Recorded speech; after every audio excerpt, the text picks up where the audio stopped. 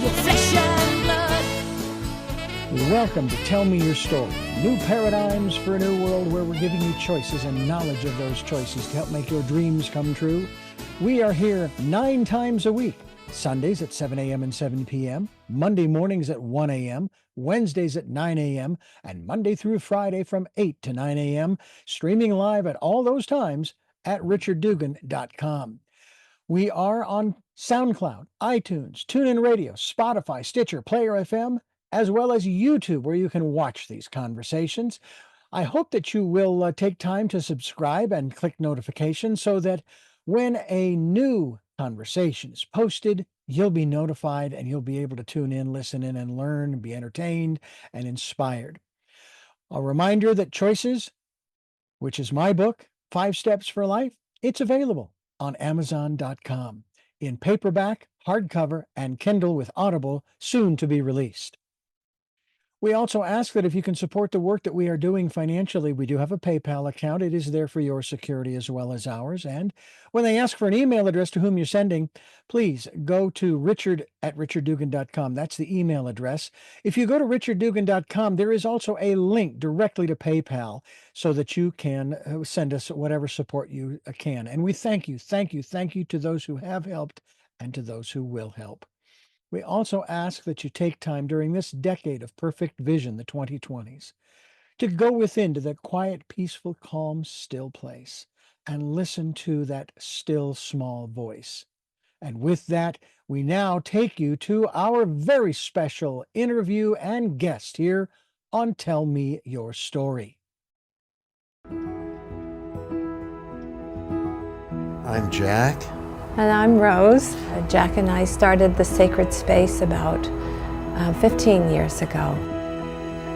We wanted to have a sanctuary, a place where people could come and experience peace, meditate, and enjoy nature. We started the tea service because we wanted people to feel at home, and it's a way of honoring that person. I see you, because a lot of people get lost.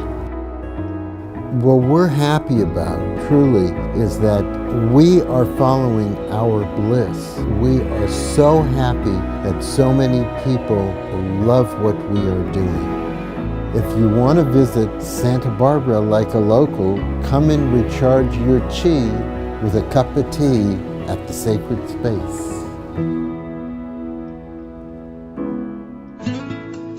Welcome to our program. I'm Richard Dugan, and I thank you for joining us. We are always looking for places and spaces to retreat to, and they're not easy to find sometimes, especially if you live in a big city. Maybe you want to create that kind of space in your home, in your backyard, in a space that you found. Well, we have a couple of folks in town. They have a shop called The Sacred Space, and it's more than just a shop, and we're going to talk about their travels as well. Walk with me, talk with me, tell me your stories. I'll do my best to understand you. Oh. And when you are looking for that special place, I remember years ago thinking, I know there's this place, that no one can find. No one knows where it is. If I could just find it, get away from it all just for a little while. And I realized that if I could find it, then so could everybody else. So, had to create my own.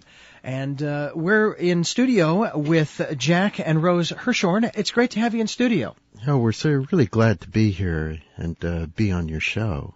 And Rose, I'm glad you joined your husband, the Sacred Space, which has an incredible ocean view. My wife Amrita and I have been there, and it's just incredible. You can almost forget that the freeway is right in front of it because the ocean is just so beautiful. Thank you so much. It is a great spot on the planet, I must say. And how long have you been operating the Sacred Space? The concept started about 8 years ago when we sold our business, which is Jack's Famous Bagels here locally, and we decided to travel around the world with our kids because it was a good break in our lives. And as we traveled, we saw how they were living in other cultures, especially Bali, where every home has its own temple, and the houses are decked out in a very, very sacred way, and people we felt, can find themselves at home. It's really their own sacred space within themselves and their surroundings, and that's how our business started. Well, I know that moving to Santa Barbara for us was difficult, leaving the home we had created. Numerous little areas, greenhouse, and off to either side were some wonderful little spaces that we had developed and created and cultivated, and it was so hard. If we could have brought the home with us, we would have, and we figured, well, but if we can create it there, we can create it here. And that's where you folks come in a manner of speaking, because we're all looking for that little spot in our home, or if you can find that quiet little spot along the beach somewhere and just listen to the surf come in and meditate or muse about what it is that you want to do or where you want to go, what you want to be when you grow up, so to speak. Everybody's trying to find that kind of space. And in essence, that's kind of what you folks have created, even within the sacred space there in Summerland on Lily Avenue. Well, what happened was we saw the key elements of the homes in Bali, and we were able to make contact with the people who were building the structures, and we ended up buying some and putting them in a container and buying temple pieces and saying, we live on an acre. Let's build a sacred space at home. Let's build a place that we can find ourselves on our own property. And exactly as in your home, you had a very special spot. We imported one, which is nice to do. And I think the sacred space begins with what's inside of us, and that all the pieces that we gather, whether it be a seashell or a Tibetan cabinet, are reminders of where we are in our own spiritual journey and reflections of that. Well, we're going to get into more of that in the program as well, and talk about what we experience in that place that we create. But we'll discuss a little bit about your travels. Obviously, Bali is one of the many places that you've been to. You actually have a trip coming up. Is this are most of your trips around the world off to these far off places a mixture of vacation and work and pleasure? Or do you ever just take trips just to go? I would term it a age-appropriate business. Okay. I'm in my 60s, and my wife is in her 50s, and we have a 17-year-old and a 15-year-old children, and we like travel, and we like to see how people are developing spiritually in foreign countries. What they do for their journey after this planet. Okay. And we search out the items that make them feel whole within themselves. So if it's travel, you could deem it travel, but it's really a personal search, and we try to bring back these artifacts. The way you describe it, it's as though you are on the personal search, but it's personal for you, but it's a personal search for those things that will help to accentuate someone else's sacred space as well. So it's almost a me and others kind of search. Because that's really what you come across. I mean, that's really where you're headed to. I mean, that's what all of the various things that you have there at the sacred space are for. It's for everyone else. Yet while they're there, you get to certainly enjoy them. Well, I consider myself a spiritual student, always on a journey and a path. And it's so exciting to meet other people on the same path at varying stages on that journey. You know, many people are much more connected and experienced and well-read and deeper, higher than us. But, it's nice to share where each person is at. Right. And of course, it is also true that we are where we are at any given place on that, I like to deem it a ladder, that spiritual ladder, and there's always someone above us and someone below us. That's a good way to put it. And so that's just the natural order of things. I know that a lot of people, myself included, have often thought, why don't I meditate more? I mean, I don't meditate at all, and I should spend, and I hear, 3 minutes it'll get you started. And finding time to find those 3 minutes, and then I don't feel like I'm accomplishing anything, and following through with all of these different things. I suppose that this radio program is for me sort of a meditation, because I end up getting lost in what we're doing and where we're going, and lost in a good way. That these programs, they go where they go. I have no control over them. This is a runaway train. We're on it, and it's going to go to a wonderful place nonetheless. Mm-hmm. And it's great to have the two of you here. And again, if you're just joining us, this is Tell Me Your Story. I'm Richard Dugan. My guests are Jack and Rose Herschorn, and they are the proprietors of The Sacred Space that's on Lily Avenue in Summerland, California. Faces the ocean. That was one of the things that I had to get used to when I first visited here. My wife and I would come here on many trips. And that was the fact that the ocean faced the south, or that the beach faced the south. And I was always used to going to Los Angeles or to San Diego beaches, and it was facing the west. I mean, you were talking about the West Coast. Then I'm hearing all of the wonderful slogans about it's the South Coast and the Central Coast and all those different names. And I'm getting used to the idea of looking south into the Pacific instead of out to the west. Well, you said something really interesting, that you're always looking for a few moments to meditate. Mm-hmm. Like you're always saying, I don't have time for it. The truth is that just having that thought mm-hmm. is sufficient. That puts you in a place of knowing that you are in the world, okay, but you are also not of the world, of this world. Mm-hmm. That you are connected on a spiritual place.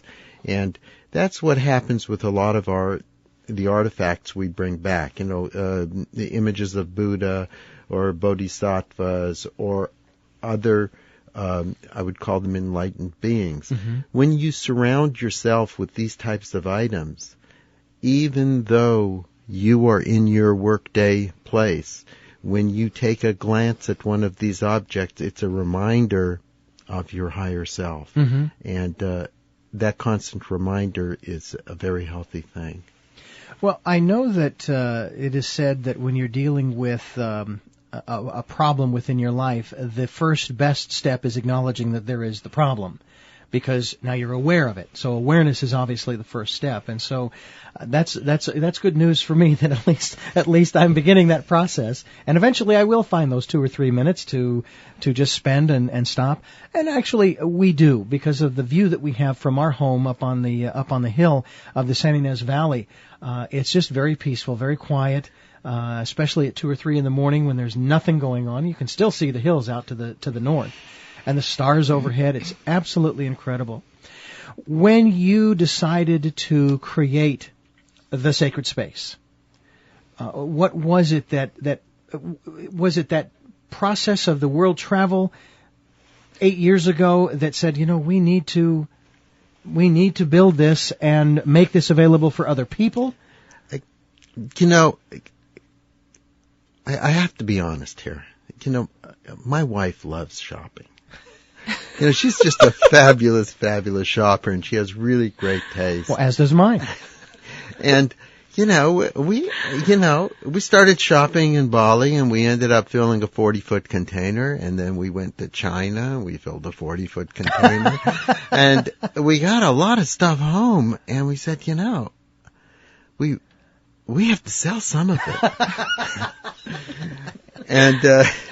And we, it was the end of the year that we got back, and I said, I'll do a postcard. I'll mail it. And we printed 2,000 postcards and sent them to all of Montecito. We live in Montecito. And, oh my God, we had a Christmas sale, and we had hundreds and hundreds of people came to our house. And, we start thinking, now this could be viable. Mm-hmm. We made a profit, and we got to keep a lot of beautiful items. And we were sort of drawn into it. And we ended up doing a Christmas sale.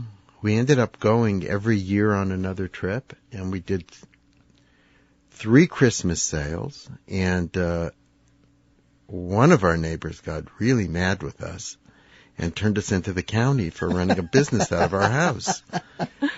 And, we had, guys from the county down examining our house. I sort of felt like the Gestapo was coming in. They're looking at our, in our garages. They're looking in our rooms. Are you running a business?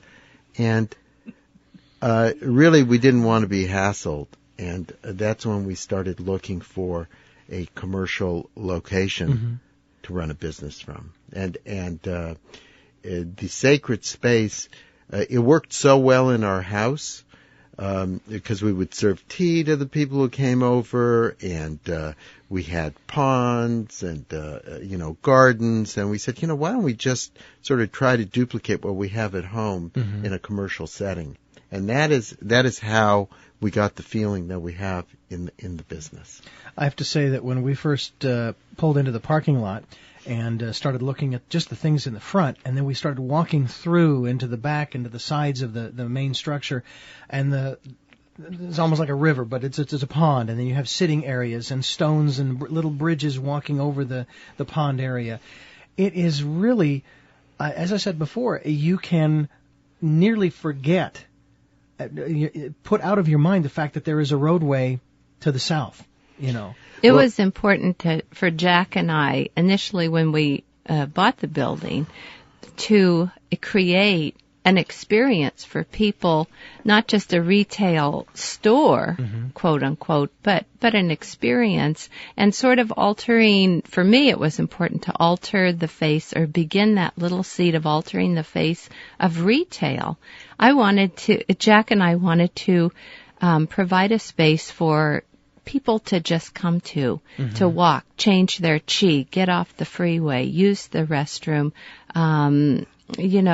sit in the garden, have a cup of tea, and enjoy the space.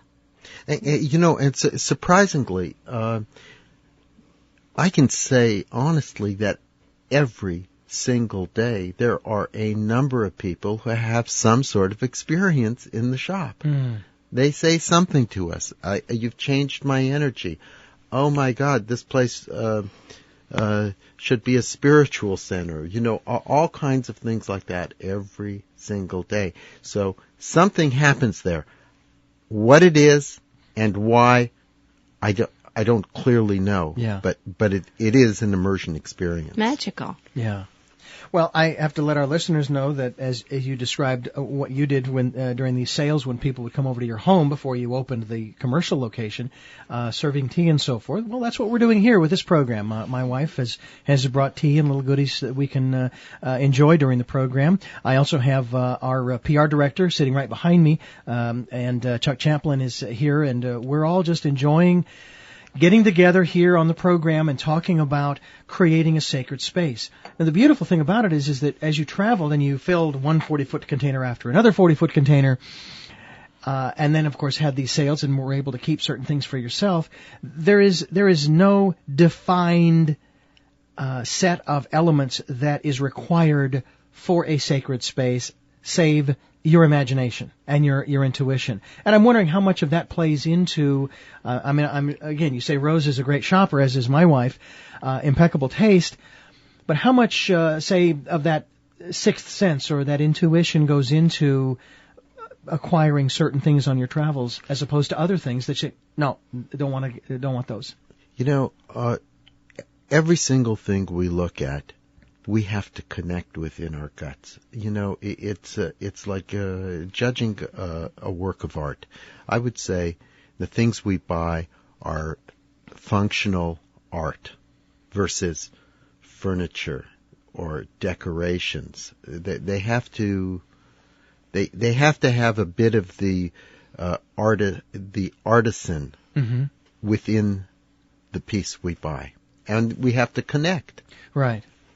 And created with hands by a human and touched by their soul. And there may be an item that there may be 20 of or 50 of, but Jack and I get down on our hands and knees in the dirt sometimes and look at each face, because it's the essence of the face that reflects the artist's carving and their connection to that stone and that piece. It's very powerful. I know that in a lot of stores, a lot of shops throughout the country that sell similar items, they're made from molds and all of this type of thing, and I'm thinking that just doesn't. There's no soul to it, shall we say?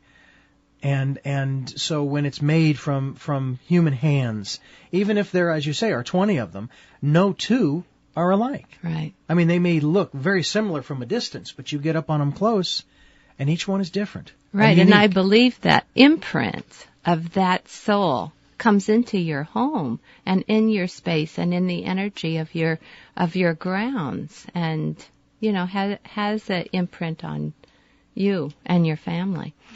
A person who has turmoil within themselves would have a very difficult time doing a serene face on a bodhisattva. Mm-hmm. So we look for those serene faces. We know the person who did it was serene. Because that's what comes out in the artistry. Mm-hmm.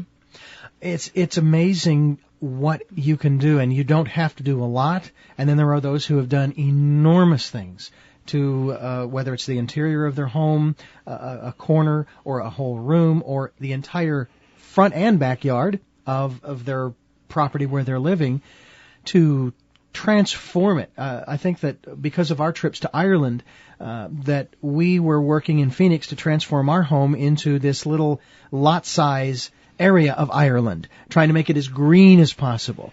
And what we found was not only did we enjoy it, but there was also a practical aspect of it too, because obviously living in the desert, everything's so hot, especially Phoenix, whereas our property, I actually noticed, we had a thermometer in both the front and the backyards, and the front yard had the roadway, the street in front of it. Front was 10 degrees hotter than the backyard, which had 2 giant trees and grass and shade.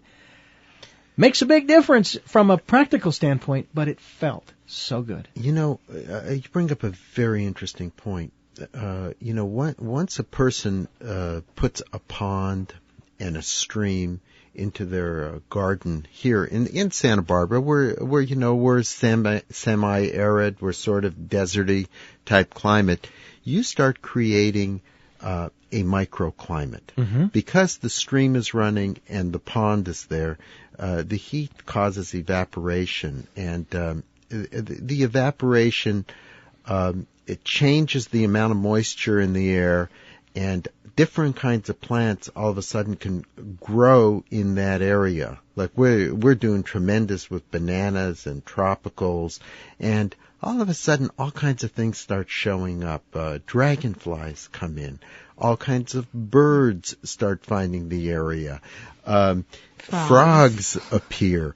I mean, it's magical when you start creating this type of space at home, and it really connects us personally to the planet. You start having a deeper understanding of what an ecosystem is all about. Yeah, it's a magical experience, and I think it's an experience that I'm so thankful that I have found and I'm doing.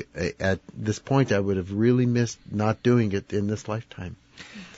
Me being a city boy growing up in Phoenix, Arizona, and coming to Santa Barbara and living up on a hill, I am now experiencing what you're talking about, because if I weren't here doing these programs and in broadcasting, doing the things that I love doing, I would rather be up on the hill with my wife, working with our 27 chickens and dogs and cats, and working the land and just changing it in again, shall we say, an eco-friendly way, in terms of making sure that, okay, the brush is clear. I mean, we've even discussed the issue of renting goats or a herd of sheep to clear the brush out during fire season. Well, that's pretty non-destructive to the land. We're not using it for farming. We're trying to preserve it so that it doesn't go up in flames if the fires should reach where we live.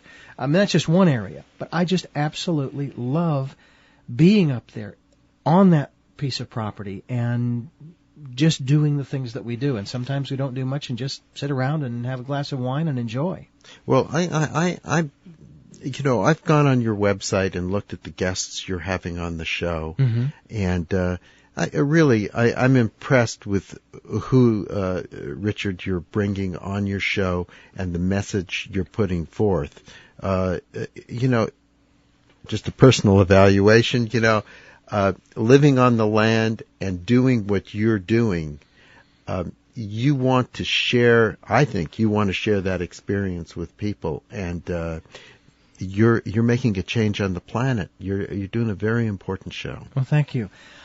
My goal isn't to get everybody to recycle, or use solar energy or anything of that nature. It's do what you are led to do, not what other people are telling you to do. This is one of the things that the paradox of my industry that I've been in for so many years. And I remember sharing this with someone and saying, I went into this whole long diatribe about, collecting stuff, just for the sake of collecting it because it's out there or they're telling you to collect it.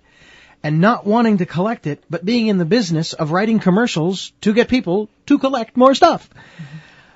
Well, there are ways of, shall we say, not collecting, but gathering those things that, I'll use the word resonate with you. Or items of meaning. Yes, items of meaning.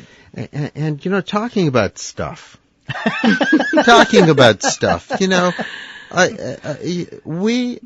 People are hoarders and people are collectors, and we end up with a lot of things. Yeah.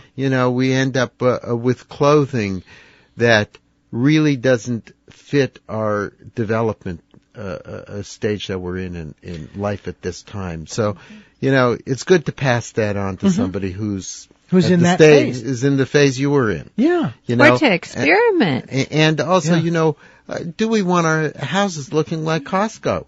Yeah. No. Not that there's anything wrong with Costco. No. I love shopping at Costco.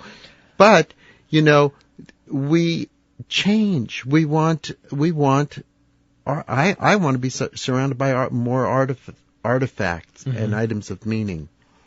I know that as on our travels, my wife's and my travels, we have been given different things, and we have found different elements along the way that we've put into our home. A dear friend of ours who has passed, he left with us some unbelievable fossils and rock formations and all of these different things. And, those things, of course, have meaning to us from a sentimental value, but also because they are beautiful, because there is a certain element of beauty to them that rings true with us. We will even go through areas. We've been to Sedona, Arizona many, many times. And sometimes we'll find certain things. So, hey, yeah, let's go ahead and get that. And then there are other times we'll go into Sedona and out again with nothing. Because there's just nothing there that rings to us at that point in time. And let's go back to some of the places that you have been to. You've already mentioned Bali. We've been to Bali, Thailand, China, Nepal. And this year we're going to India. We've been to Egypt. We've been to the Middle East, And I'd like to add that these are cultures that have had religious significance and items of meaning for thousands and thousands and thousands of years. And, I like learning as much as I can because spirituality doesn't, have a date on it. It doesn't go out of style. It's a growing process, and it's fascinating. I have been very fascinated, if I can go ahead and use that word again, by those that I have come across here in Santa Barbara. Some who began their search about the same time I did, not necessarily the same year, but in terms of age, in their mid-late teens, and It was real interesting because for me, I went to work in broadcasting in a religious radio station, would share this idea of searching, and they said, well, if you find Jesus, then you've found it. You don't need to search anymore. And I'm thinking, well, yes, but before him there was something, which leads me logically to think that after him there must be something. And even in him there is something. So we don't discount anything, but we just keep our minds and our hearts open to all of these different experiences. You know, we had a very interesting trip where we went through Egypt, and we studied a little bit about the Egyptian religion, and then followed its trail to Israel and Jerusalem, and through the Church of the Holy Sepulchre, and we went into Jesus's tomb. We've also been inside the King's Chamber, the Great Pyramid, and then followed that to Rome, and where it's a very interesting trip going Egypt to Israel to Rome. You can follow Christianity and Judaism very well. It's a good basis for understanding our Judeo-Christian society. Mm-hmm. I find it fascinating as well, in addition to that, about learning about some of the even earlier belief systems and going to some of those sacred spaces. We actually went in Ireland. There is they're not even sure exactly what these mounds were used for, but there's one called Newgrange in northeastern Ireland, north of Dublin. And we actually went inside this chamber that only on the winter solstice the sun will rise and the beams of light will go directly into the chamber. And the chamber, the passageway, I believe it goes down several meters. The sunlight will actually go all the way down and illuminate the interior of this chamber. Now, for me, it was extraordinary because of the sound in that chamber. Now, they will not allow you to take pictures or recordings of any kind. That was, if I found perfect acoustics, it was in that small chamber. The sound was just incredible, and the feeling in that room was unbelievable. But this is another one of those places. And then, of course, they have all these different stone circles, whether it's Stonehenge or even in Ireland. All over the island, there are different places where there are these circles. And there are theories as to what they were used for, whether it was for sacrifice or whatever the rituals were or whatever ceremonies. And then you move through all of the different cultures down through the centuries. And I find that rather fascinating to see the development of belief systems. You know, see, we go back thousands of years, and we have these artifacts of people in search of what we would call sacred spaces. Yeah, the same thing. It's you come full circle, as it were. If you've just joined us, I'm Richard Dugan. You're listening to Tell Me Your Story. We are being visited today by Jack and Rose Herschorn. They are the proprietors of The Sacred Space, and it's on Lily Avenue in Summerland. The exact address, of course, is it's 2594 Lily Avenue, and it's just off the 101. And we encourage you to stop by if you are looking for artifacts and different things. I have a catalog I'm looking at right now, and just some of the pictures of the areas where many of these are located, the various artifacts, the statues, and the stairways that go up and down throughout the pond area, and the different structures. They're just incredible. The vases, it's a remarkable place that you have set up there. Buddha, Kuan Lin, deities they have available as well. I mean, quite literally the list goes on, and you're obviously going to be adding to that on your return trip from India. What has been the most remarkable thing or experience that you've had on these sojourns, if you will? Well, personally, I was affected being inside the King's Chamber of the Great Pyramid, knowing that Napoleon and various other very famous people had to have stood in this exact same spot. And, this is actually a picture inside the King's Chamber of the Great Pyramid. Oh my gosh! Wow! Also we were in Jesus's tomb in the Church of the Holy Sepulchre, and they have a a priest in there giving you holy water. That was a changing experience. Being in various temples in Nepal, in Thailand, in China, each one of them is a remarkably memorable experience, and they just keep us going in that direction. It's hard to single any one experience out because they all just kind of blend one into the next and enhance your life and your experience. Well, they just keep reminding me to keep looking in. And in addition to that, I'd like to add the human qualities of the experiences that we've experienced, in that, mainly a lot of the Buddhist countries, they have nothing, just a small structure thatched in many cases. And the families and the people are so happy and loving and kind and compassionate. And, you come back to the Western world and you see that turmoil in a lot of people. And so, is it spirituality? Is that what it is that makes the difference, in one's happiness, or growth? So for me, it's like connecting with little couples, little vendors that bring things from their villages into towns. And we really go out to a lot of outlying areas and connecting with them. We can't speak the language. There is total trust with the people in terms of money or whether we'll even get the goods. So you see this broad worldly understanding and trust that is so lovely for me to look into someone's eyes and know as a mother or a woman and in that society that, I'm on their page. I would term it they're rich in spirit and happiness, but poor in materialism. And that isn't necessarily a bad thing. As I far think, as the being poor in materialism. I think it puts them into a more of in the now space. Yeah.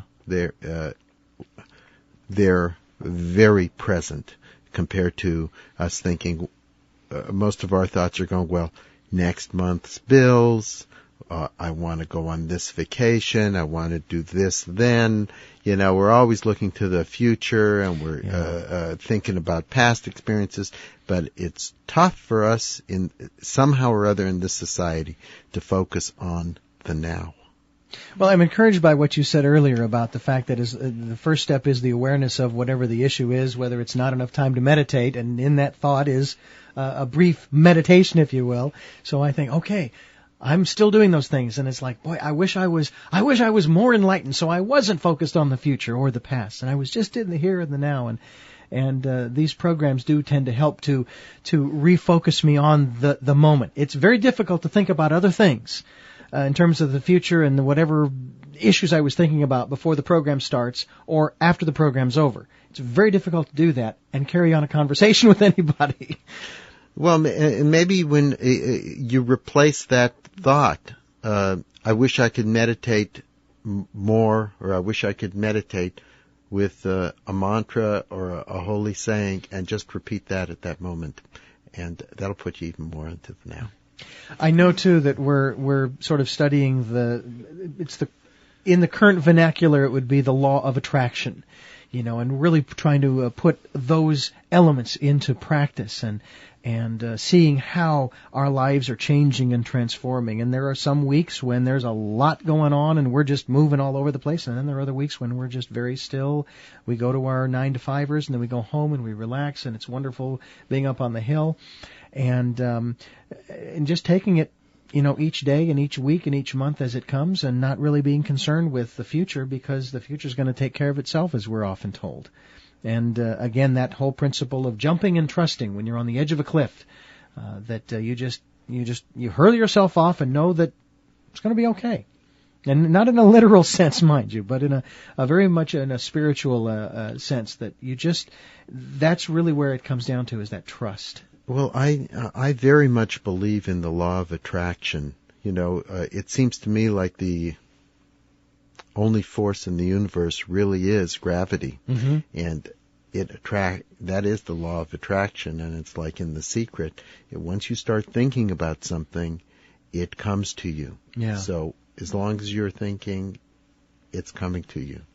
Well, and this is the other thing. This is where people can become mind readers, because what's around you, they say, I know what you've been thinking. Mm-hmm. And that's a remarkable thing. It really is. I just absolutely thoroughly enjoy these programs and bringing the various guests to you, the listener. I'm amazed at how well, it's just incredible to me how my wife takes small little spaces in the house and just turns them inside out into this beautiful little place. I sometimes have to remind her, is it cat safe? Meaning, not is it safe for the cats, is it safe from the cats? Or when we were building structures outside, different areas outside in our home in Phoenix, is it dog safe? Will the dogs get into it? I remember when we were first getting the greenhouse all squared away and before we put the fencing up, we bought these rose bushes. And all we put up was this, almost like chicken wire, chain link.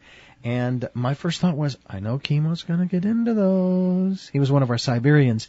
And he did, because that's what he loves, eating the flowers. Well, the roses actually flourished. Oh, teacup roses, I think it was. Little teacup rose vine. And, so that's where I sometimes go. It's like she's the creative force, and I'm the muscles. Okay, so what is it that you want? You want that rock moved where? It's so You're sweet. a great husband. It's so sweet to hear you speak of your wife so warmly. She has helped to create the sacred space in which we live. We both obviously are part of that process. She has some incredible ideas. We even work to try to create those same kinds of spaces for our animals, whether it's the dogs in the run that we've created outside, or, then they have two massive trees inside this 80 or 90 foot in circumference a run that we've created. The chicken coop and the chicken run that we've extended 3 times already. Because our brood gets larger and larger. We try to do the same kinds of things. And they have incredible canopy overhead of trees. I marvel at those kinds of things. Isn't it amazing how our pets are present? They're very present little beings. Oh, Very yeah. mindful. They're right there, right then. That's what counts. Oh, yeah. We have a new addition, a new kitten who is definitely that. If she's not flailing around, and I'm not sure what it is she's playing with because she doesn't have anything, on the bed, she is curled up around one of our necks, sleeping and purring, or laying between us, purring. It is, as you say, it is an amazing experience. I never thought I would have a dog, let alone all of the animals that we do have, but I don't think I would change a darn thing. It's really incredible. It really is. Getting back to sacred spaces, the materials that you've used to create this place there on Summerland, in Summerland, off of Lily Avenue, there facing the ocean, they are all from all over the world. But you also got into the plants, because that's something I wanted to get into too. You created this micro ecosystem. Do you deal in the plants as well, or is that something that sort of naturally was an outgrowth, no pun intended, of the things that you were bringing in, the artifacts and so forth? Well, we try to make it really easy for our clients. If somebody wants to do a sacred space, we are connected with what we feel are the best growers in the Santa Barbara area. And we know who has good bamboo, and we know who has good banana plants, and we know who has good tropical plants. And we pretty much have a feel for where they're going to do well at this point. We have 8 years experience with these types of plants. And we get the plants for people. Mm-hmm. So the whole area can be created. Whether it's just a small little gazebo or... Now, you have something that's out in front of your establishment. I don't know if it's still there now. It was there when we were there. This large structure. It's enormous. I'm not sure that if I can find... Can you... The temple. The temple, yes. Yeah, it's about 140-year-old Thai temple that graces our parking lot. But Richard, in addition to what you were saying, and Jack, we import pavilions from Indonesia, which are really lovely in themselves. And Jack does this fantastic thing where if someone's interested, he goes to their home and takes a picture of them in their garden and then drops it in, photoshops it in with some plants and some landscaping, and has that service for him as well. So. Without getting off on a tangent too far, I love working with Photoshop. That is one of the funnest programs I have ever, next to my audio program. It's great. That is something that is, to me, is that intuitive on your part? Is that training? Photoshop? No. I'm talking now about taking that photograph and then putting the various elements in to help them to create their sacred space. Well, we're not trained landscape architects or designers, and we invented our own style. Mm-hmm. And the way we did it was we did it with digital photographs and then getting architectural elements and dropping them in Photoshop to design what we wanted. Then we have our workers work from our Photoshop images to build what we've designed. Mm. And it changes on a daily basis because we're on the job and they run into something in the ground. We got to redesign it, so I'm back in Photoshop doing something else. But that's the type of design we do. It's I would call it free-form design. Yeah. I know that many of the different structures that we've seen on our trip to Ireland, especially the stone fences, and of course Marita's told me that her father, heritage from Ireland, also could stack stones. There's no mortar, they're just stacked, and the fences stay up, which is, to me, that is an incredible art and skill, but that to me is also sort of a natural outgrowth. If you have a lot of rocks and things like that around your property, to be able to move them about and stack them and those types of things, and create virtually just about anything that you want out of what you have in your yard, or add to it and enhance it with whether it's plants or other artifacts or these temples and so forth.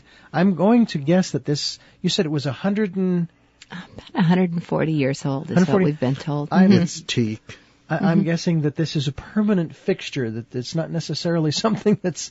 Right. Yeah. It's not. It's really not replaceable. It isn't something we can sell and find another one. Right. We had to negotiate a couple of years to get it from the person who had it. Oh, wow. And then Balinese structures in the backyard. Sacred spaces. Those we build regularly. Those are beautiful. I loved going back into the back and sitting inside one of those in front of the pond, and actually you have almost a babbling brook of sorts back there. It's like you say, you can go there and you can lose yourself. And we like people doing that. We have a lot of people who just stop by and bring their bag lunch and have lunch and visit with us. That's a wonderful thing. It really is. And even as we were there were people who came in and we could even feel there was even their energy as they were just entering the sacred space, that they were drawn there. You could just kind of sense that they were looking for something, or at least looking for a respite for just a few moments as they headed on down the highway again. And that's a wonderful rest stop. Well, I hope everyone who's at the sacred space now hears us. I hope you're having a great time. I have our radio on there. Well, wonderful. Well, a shout out to the sacred space there in Summerland, and we certainly encourage you, if you're looking for that respite, that little rest stop, why not stop by? I mean, and say hello to Jack and Rose. Yeah, check us out. They'd love to say hello to you and let them know that you heard them on the radio program. And we certainly encourage you to give us a call. Have you created a sacred space in your home? And what is it? What does it consist of? And does it make you, is it perfect yet? Are you still fine-tuning it? Or is it exactly the way that you want it, and you can go there anytime and just get away and enjoy yourself? Tell Me Your Story is the name of the program. I'm Richard Dugan, your host. Actually, I'm one of the riders on this train that goes where it chooses to go, and that's basically what happened many years ago when I first started doing these programs. I was asked many times about doing interviews and providing questions, and I can't provide questions because I don't know what I'm going to ask. Jack, tell us a little bit more about the shop and specific information about how to get there. If you're coming from the north, get off at exit 91, which will be Summerland, and take the road that runs alongside the freeway going south on the mountain side of the freeway. We're the very last business on Lilly Avenue, 2594 Lilly. If you're coming from the south, get off at exit 90 and also go on the mountainside road that runs alongside the freeway. And we're the very first business. Our number is 565-5535. There you go. Well, write that down. We'll have that. We also have a link on the website, richarddugan.com, to your website, so people can get that information and other things. Many people would say that as a town or city, because I'm not sure which category Santa Barbara itself falls under, is a sacred space in and of itself, in its entirety.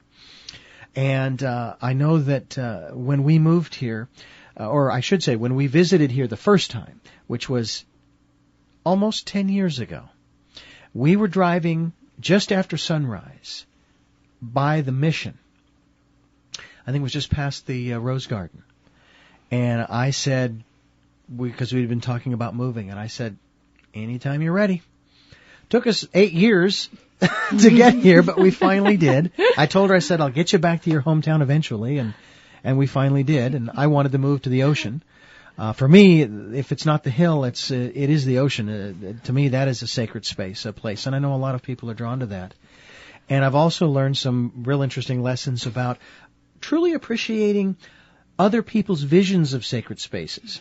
I wanted to get out of the desert.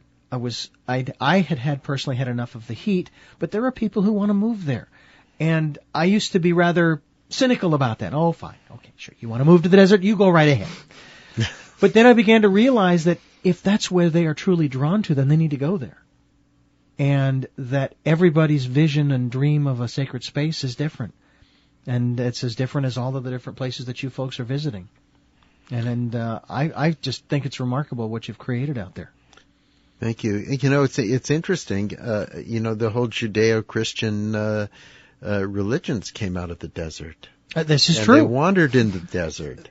Maybe they needed to be in the desert to go in. There's nothing on the outside.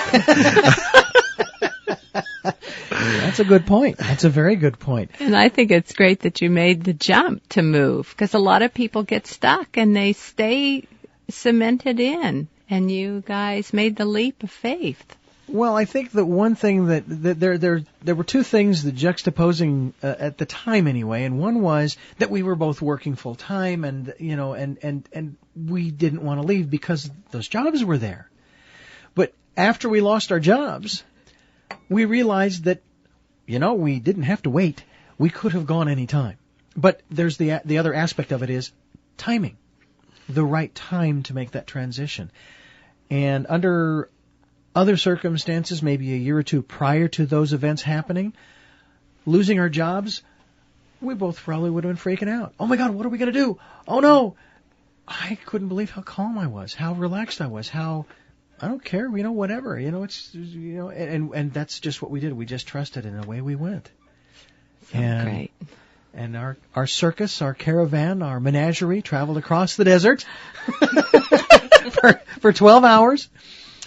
To this sacred space and to a place which, rather interestingly, we didn't really see the space until we got there. We'd been told about it. We were emailed some pictures of it, but we really didn't know what we were getting into. And it was really remarkable when we woke up that morning and we saw the view of the valley, the San Ynez Valley, with the fog just hovering just below the mountain line. And you remember I said to you after looking at that, I'm going, and we're paying that for this? Are you kidding? It's not enough. It was incredible. It's $1 million view. It really is. Some people do have the beach view, the ocean view, and that's great with the Channel Islands. And look at all the things you're attracting to yourself. Really. the right things are coming your way. We're having a lot of fun. We are, and that therein lies the biggest key of all, is having fun with it all, and just enjoying it. And we are indeed doing that. Again, I want to thank you and your wife Rose, Jack, for joining us here on the program and for sharing this hour with us. I want to let our listeners know that this program, if you missed any part of it, is available up on the website. Probably about 10 minutes after the show's over, I'll have it up there on the website, and you'll be able to listen to it again. And want to encourage people to go out to your location. Give us the address one more time. There on Lily Avenue. We're 2594 Lily Avenue in Summerland. And the best exit, coming from Santa Barbara? Exit 91. It says Summerland exit. If you're coming from the south, it's exit 90, Summerland exit. By the way, that's another thing I've had to get used to, is the whole aspect of going north and south on a highway that's going east and west. I understand it now, but back then it's like, no, it's east and west.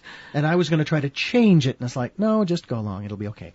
And we thank you again for joining us. And I want to tell our listeners again that the program is going to be available up on the website shortly.